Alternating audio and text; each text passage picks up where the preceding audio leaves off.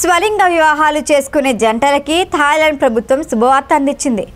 బిజీగా ఉండే Bangkok shopping మాల్లో నిర్వహిస్తున్న సామూహిక వివాహాల కార్యక్రమంలో దాదాపు 200 స్వలింగ జంటలు వివాహాలు చేసుకున్నాయి. వీళ్లకు చట్టబద్ధంగా పెళ్లైనట్లు అధికారిక పత్రాలు ఇచ్చారు. విభిన్న లైంగిక గుర్తింపుల విషయంలో దీర్ఘకాలంగా సహనంగా ఉంది థాయిలాండ్. అనేక ఎల్జీబీటీక్యూ జంటలు థాయిలాండ్లో ఓపెన్గానే సహజీవనం చేస్తున్నాయి. తమకు అధికారిక గుర్తింపు ఇవ్వాలని వీళ్ళంతా ఏళ్లుగా డిమాండ్ చేస్తున్నారు. ఇటుకేలకి వీళ్ళ మొరాలకించింది ప్రభుత్వం. జనవరి 23న ఆగ్నేయాసియాలో స్వలింగ వివాహాల్ని చట్టబద్ధం చేసిన మొదటి దేశంగా థాయిలాండ్ అవతరించింది.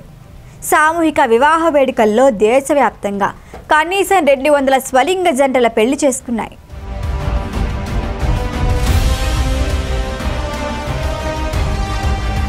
ఎల్జీబీటీక్యూ కమ్యూనిటీకి ఒక దశాబ్దం పాటు ఈ రోజు కోసం పోరాడాయి. దీంతో స్వలింగ సంపర్కులు పండగ చేసుకున్నారు. ధ్రువపత్రాలు అందుకొని ఆనందంతో ఒకరినొకరు హత్తుకొని ఏడ్చారు. థాయిలాండ్కు చెందిన నటులు అపీవాట్ సపన్వో చాన్నాళ్లుగా సహజీవనం చేస్తున్నారు. తమ బంధాన్ని వాళ్ళు దాచుకోలేదు.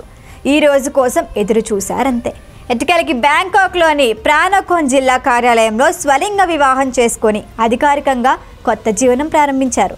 థాయిలాండ్లోని వందల మంది జంటలు గురువారం వివాహ ధృవీకరణ పత్రాలు అందుకున్నాయి. జిల్లా అధికారులు ఫోటో బూతులు ఏర్పాటు చేయడంతో పాటు అక్కడికక్కడే పార్టీలు చేసుకోవటానికి ఉచిత కప్ కేకులు కూడా ఏర్పాటు చేశాయి. ప్రతి జిల్లాలో వివాహ కేంద్రాల్ని, షాపింగ్ మాల్స్ను సుందరంగా అలంకరించాయి. ఇంకా చెప్పాలంటే థాయిలాండ్ అంతటా పండగ వాతావరణం కనిపిస్తోంది. ఒక్కరోజే 1500 జంటలు రిజిస్ట్రేషన్ కోసం వచ్చాయంటే థాయిలాండ్లో స్వలింగ వివాహ చట్టం కోసం ఎంతమంది ఎదురు చూశారో అర్థం చేసుకోవచ్చు. తాజా చట్టం ప్రకారం ఎల్జీబీటీక్యూ జంటలు ఇప్పుడు నిశ్చితార్థం చేసుకోవటానికి, వివాహం చేసుకోవటానికి, వారి ఆస్తులను నిర్వహించడానికి, వారసత్వంగా పిల్లల్ని దత్తత తీసుకోవటానికి ఇతర జంటల మాదిరిగానే హక్కులను కలిగి ఉన్నారు. దీనికోసం వాళ్ళు గురువారం నుంచి ప్రభుత్వం అందిస్తున్న సర్టిఫికేట్ చూపిస్తే సరిపోతుంది. భాగస్వామి అనారోగ్యం లేదా వైకల్యం కలిగి ఉంటే వారు వైద్య చికిత్స గురించి నిర్ణయాలు తీసుకోవచ్చు లేదా ప్రభుత్వ పెన్షన్ వంటి ఆర్థిక ప్రయోజనాలను కూడా పొందవచ్చు.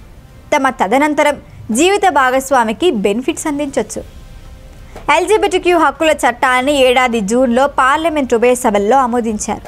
సెప్టెంబర్లో థాయిరాజ్ ఆమోదం తెలపటంతో ఇది చట్టంగా రూపుదిద్దుకుంది. ఆసియాలో ఇప్పటి వరకు నేపాల్, తైవాన్ మాత్రమే స్వలింగ సంగమాల్ని చట్టబద్ధం చేశాయి. ఇప్పుడు థాయిలాండ్ కూడా చేరింది. తాజా చట్టంతో ఇతర దేశాలకు చెందిన చాలా జంటలు ఇప్పుడు థాయిలాండ్కు వచ్చేందుకు ఆసక్తి చూపిస్తున్నారు. జపాన్కు చెందిన అకీ ఉర్వు తన మహిళా భాగస్వామితో కలిసి థాయిలాండ్ వచ్చారు. థాయిలాండ్తో తన భాగస్వామి చేతులు పట్టుకోగలుగుతున్నానని, కలిసి నడవగలుగుతున్నానని, ఎంతో స్వేచ్ఛను ఆస్వాదిస్తున్నాను అని ఆమె తెలిపింది. ఇదే సరైన స్వాతంత్రం అని, తన సొంత దేశం జపాన్లో అది లేదని అంటోంది. ఆమె తన మహిళా భాగస్వామిని థాయిలాండ్లో పెళ్లాడి సర్టిఫికేట్ కూడా తీసుకుంది. ఇదే విధంగా చైనాకు చెందిన కొన్ని జంటలు కూడా చేశాయి. ఈ లెక్కను చూసుకుంటే చాలామంది స్వలింగ జంటలు థాయిలాండ్లో స్థిరపడే అవకాశం ఉంది. ఇదే దేశ ఎకానమీ కూడా పెంచుతుందంటున్నారు విశ్లేషకులు. అంతేకాకుండా తాజా చట్టంతో ఇన్నాళ్ళు రహస్యంగా జీవనం సాగిస్తున్న ఎన్నో జంటలు బయటకు వచ్చే అవకాశం ఉందంటున్నారు. అయితే ఈ చట్టం ఇంకా పూర్తి స్థాయిలో అమలవటానికి సమయం పట్టేలా ఉంది.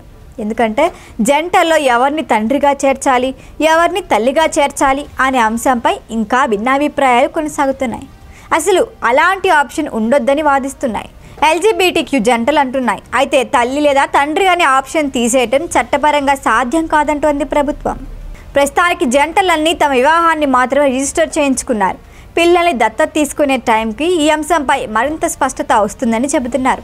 అయితే థాయిలోని కొన్ని జిల్లాల్లో మాత్రం స్వలింగ జంటలు తమకి తాముగా ఎవరు తండ్రి, ఎవరు తల్లి అనే విషయాల్ని అధికారులకు చెప్పి సర్టిఫికేట్లు తీసుకుంటున్నారు.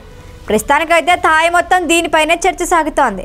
రాబోయే రోజుల్లో మరిన్ని ఆసియా దేశాలు స్వలింగ వివాహాలు లేదా సమాన వివాహం పద్ధతిలోకి మారే అవకాశం ఉంది. ఇది ఇలానే కొనసాగితే ప్రపంచ జనాభా పూర్తిగా పడిపోతుందని, సామాజిక అసమతుల్యత ఏర్పడుతుందని ఆందోళన వ్యక్తం చేసే వాళ్ళు కూడా ఉన్నారు.